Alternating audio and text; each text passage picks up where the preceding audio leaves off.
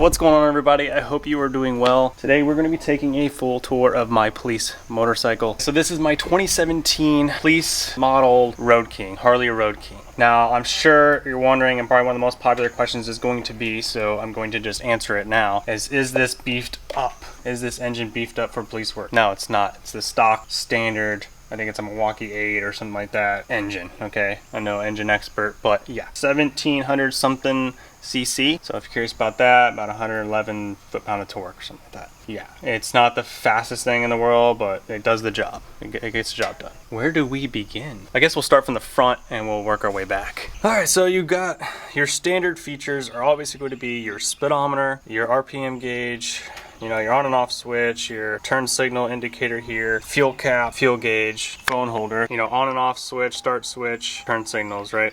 Same thing over here. You have your high beams, your horn, but this horn is slightly different than the standard horn. Okay, so this horn is going to be a lot louder. I'm not going to do it right now because it's early in the morning and I am in a neighborhood, but it is loud. It's a loud police horn instead of the standard turn signal there, and so forth. So now down here is where you start getting into the actual police integrated stuff. So not only do you have to use these functions on the roadway, but you're going to have to also use these as well. So these are our lights. If I hit this, all the lights will come on, side lights, everything will come on. You can see on here that it says rear, so you can just switch to just rears and just fronts and so forth. Usually I just run full lights all the time. I'm in a motorcycle, I don't care if I'm on the side of the road or whatever it is, I'm usually running just full lights all the time. And then on this side, this is the siren. All right, so this is how you push it in, you get your siren, and once again it's too loud. I'm not going to do that to my neighbors. Yeah, you can switch different tones left and right here. This right here is cruise control. We don't really use that. And then these are our comms and our PA system. So we have a loudspeaker that's on the front,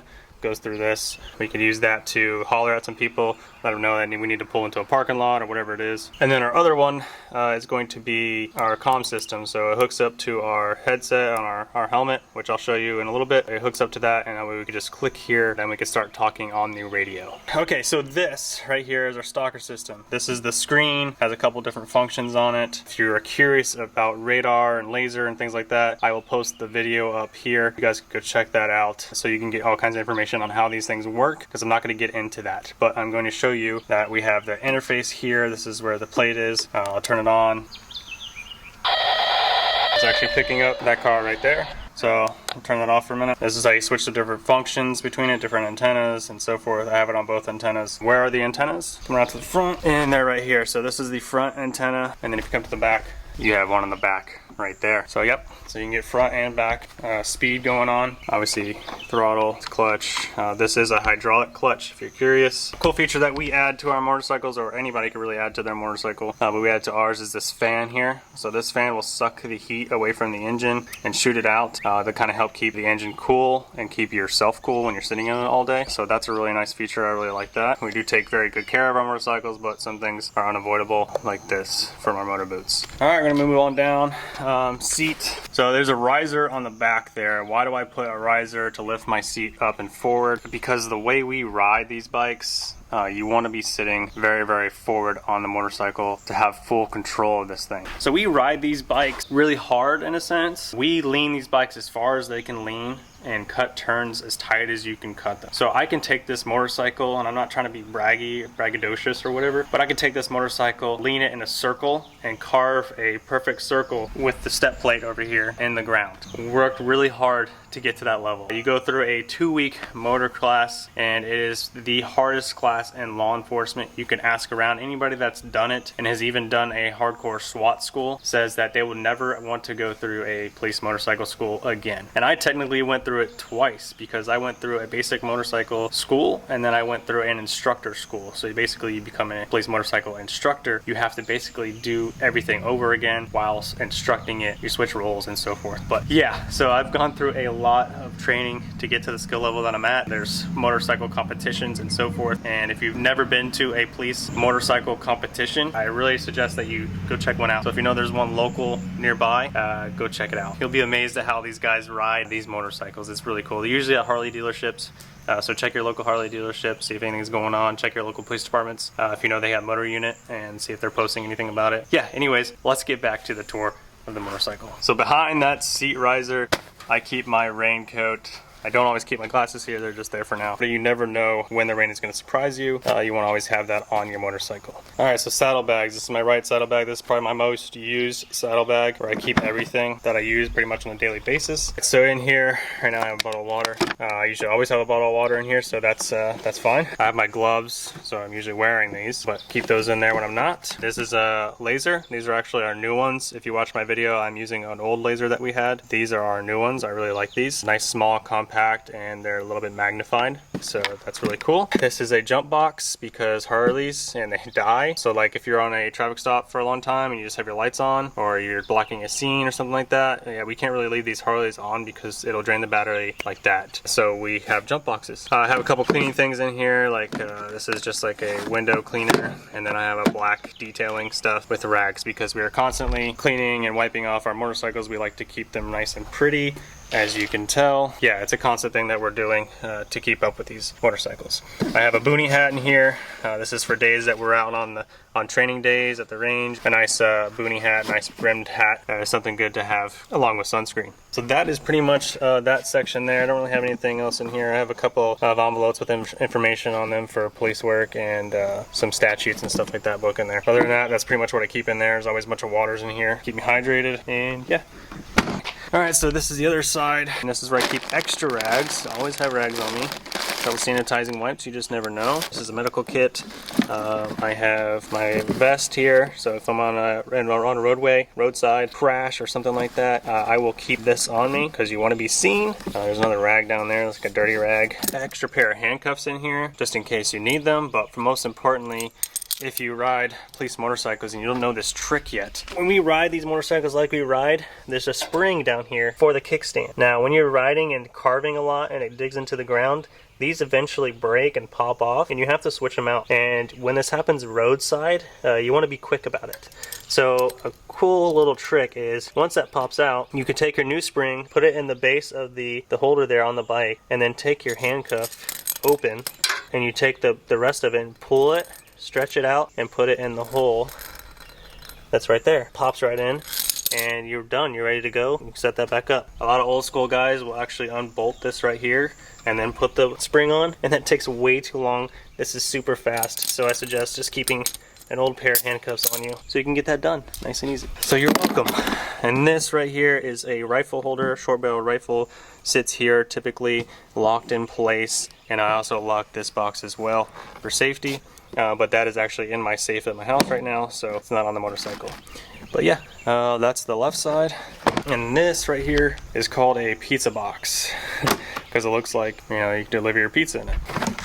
So in here, I keep some extra paperwork, things I might need on the roadside. I have a little mirror here. This is a nice little trick. I actually want to get one over here too. But while you're sitting here on your computer typing things, you can kind of see behind you if somebody's trying to come up behind you, cars coming up behind you, and so forth. But I think I definitely need one right here as well. But nice little trick if you're interested in motors. Yeah, get a little convex mirror there. All right, so paperwork, some pass, fun stuff. Extra battery back here. Somebody actually custom made these boxes for us a long time ago, and they've been holding on ever since. So we have Panasonics. You guys have seen this if you've seen my car tour. Haven't seen my vehicle tour, linked right there. We got a charger back here, plug in, all that fun stuff. Here is our printer. So this is where I have my printer. This is where tickets come out of, written warnings come out of, driver's exchanges, crash stuff, all comes out of this printer right here. A little extra statute book here for quick statutes if I need to remember them. And let me move this computer out of the way.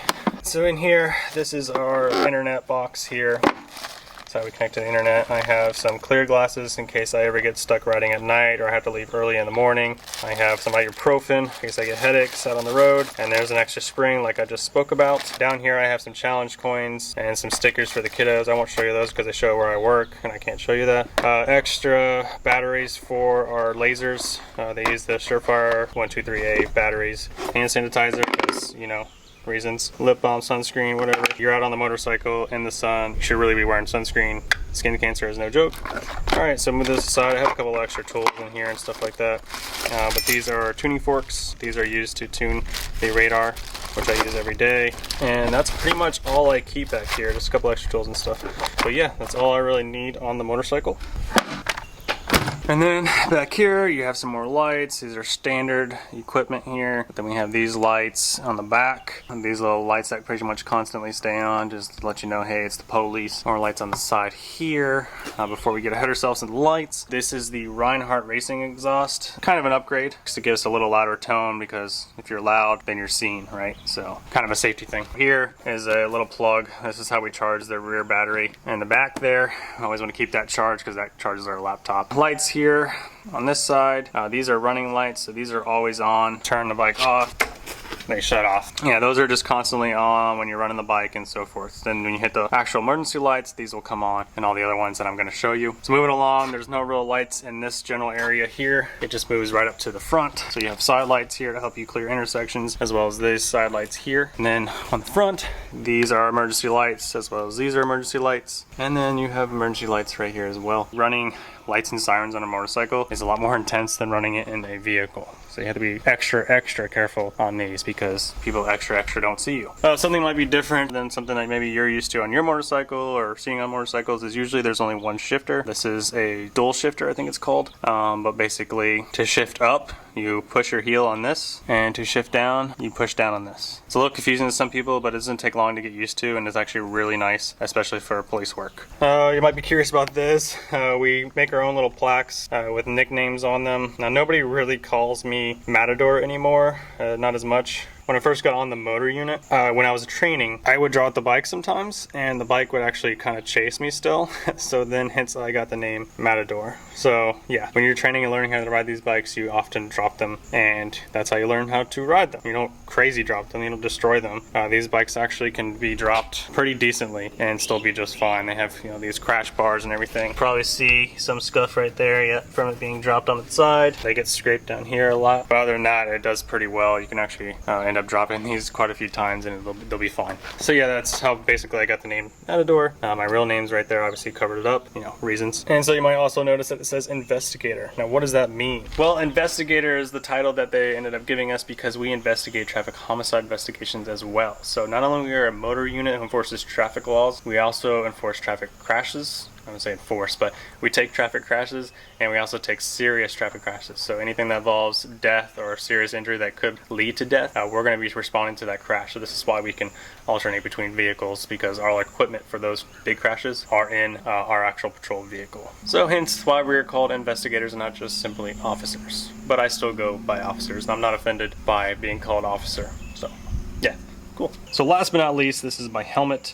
Simple half shell helmet. The reason we go with half shells is most agencies go with half shells, so you want to kind of keep the look across the board. Also, it's very hot here, so you want a nice lot of airflow to go through the helmet to cool you off. Otherwise, your brains pretty much cook out here on the road. So we have a system called PVP communications. This is how we communicate via radio through here. We can hear it, and we can talk through this mic right here. And fun fact, we can actually hook this up to our phone, so we can listen to music, we can answer calls, make calls, and so forth, which is a really nice feature to have. Now you're like, listen to music, you're listening to music while you're working? No, not necessarily, but if you're on like a long cruise to a destination or something like that where you need to meet up for a ride, an escort for a presidential escort or so forth, it's nice to cruise to some music. So I really like that feature. Of course, it's DOT and everything like that. But yeah, this is our helmet, very simple, straps on. This connects to our hand mic that we wear on our shoulder. Super simple. Alright guys, so I hope you guys enjoyed the tour of the police motorcycle. If there's anything that I missed that you're curious about, have questions about, you know what to do, leave them down below in the comment section and I'll be sure to answer them for you. And I'll see you guys in the next video. Bye.